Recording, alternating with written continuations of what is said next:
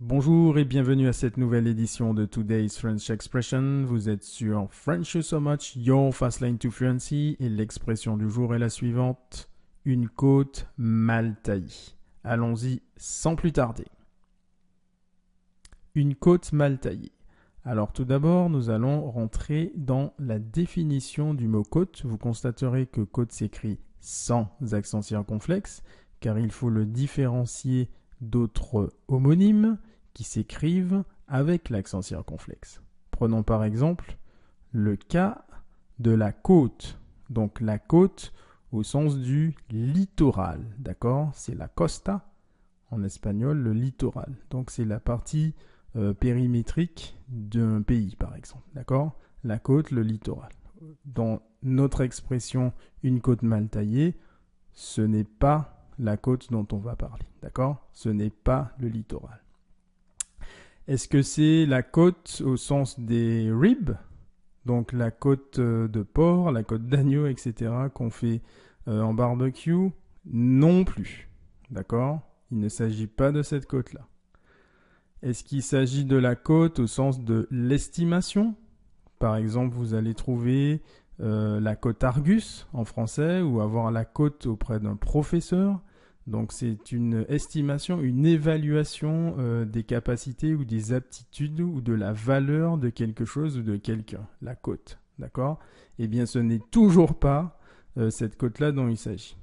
Donc là vous me dites, ok Olivier, t'es bien gentil, mais où veux-tu en venir et qu'est-ce que la côte? Alors, la côte, sans accent circonflexe, pour la définir, il faut retourner à l'époque féodale, puisque la côte définit un impôt féodal qui apparaît au XIe siècle, d'accord, et qui va exister et devenir un impôt royal à partir du XIVe siècle. On distingue en fait la taille et la côte. Donc la taille, c'est l'impôt en lui-même, donc l'impôt féodal qui est apparu de manière arbitraire. Et la côte indique le système de répartition de la taille, qui était l'impôt, qui indique de manière plus précise la façon dont l'impôt devait être distribué entre les différents contribuables.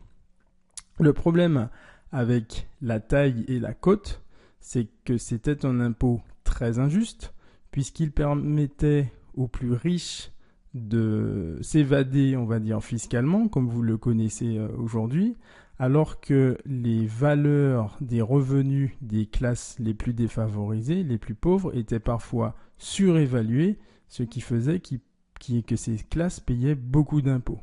Donc on avait d'une part les plus riches dans le système médiéval qui pouvaient s'en sortir en payant moins d'impôts, alors que les plus pauvres payaient beaucoup d'impôts.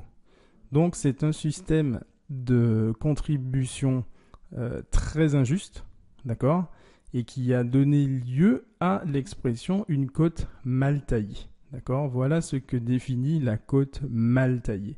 Donc ça n'a rien à voir avec les côtes telles que je vous ai précédemment définies. Il s'agissait tout simplement d'un système de répartition d'impôts très injuste et très déséquilibré.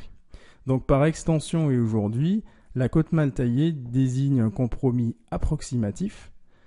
Et dans le compromis approximatif, j'insisterai sur la notion de compromis. Alors pour vous permettre de mieux comprendre, nous allons prendre un exemple qui va vous permettre de mieux intégrer la notion et l'expression de côte mal taillée. Allons-y tout de suite.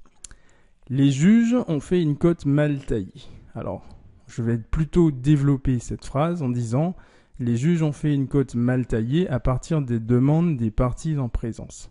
Que s'est-il passé? On va imaginer une situation hypothétique où à gauche, vous aviez une partie prenante qui demandait la relaxe et le non-lieu, et à droite, une autre partie, la partie plaignante, qui demandait une peine de 30 ans. Et au final, les juges ont décidé de 9 ans.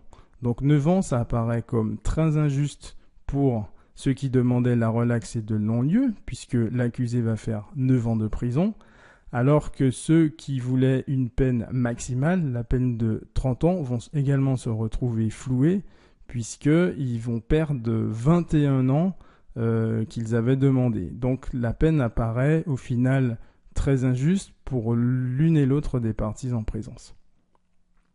D'accord, donc la cote mal taillée définit un compromis peu ou pas satisfaisant, un compromis peu ou pas équilibré. Voilà. Merci pour ton attention. Rejoins-nous bien sûr à French You So Much, Your Fast Lane to Fluency. C'était Olivier. Et n'oublie pas de t'abonner. À bientôt.